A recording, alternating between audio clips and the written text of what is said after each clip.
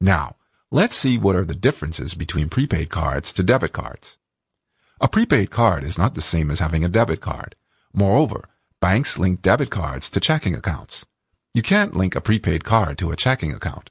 The way prepaid cards work is that you have to reload it with funds in advance.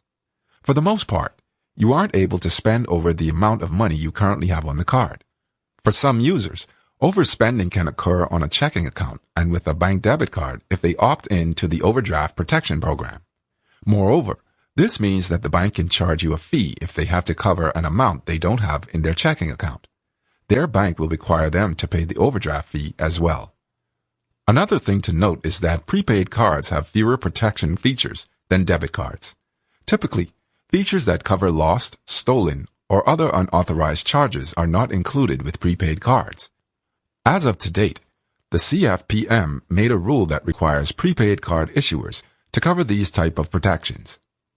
After we understood between prepaid and debit, what about the difference between prepaid cards to credit cards? The same as debit cards, prepaid cards are different from credit cards. This may seem confusing because issuers apply prepaid cards with the Visa, MasterCard, American Express, or Discover logo. The difference is that when you use a credit card, you are borrowing money. When you're using a prepaid card, you are spending the money you previously loaded to your account.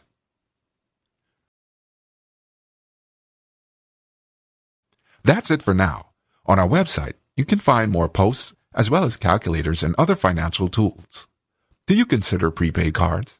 We would love to know your thoughts, so feel free to share them on the comments below. I hope you enjoyed it, and don't forget to subscribe to our channel on YouTube to get more free financial educative videos.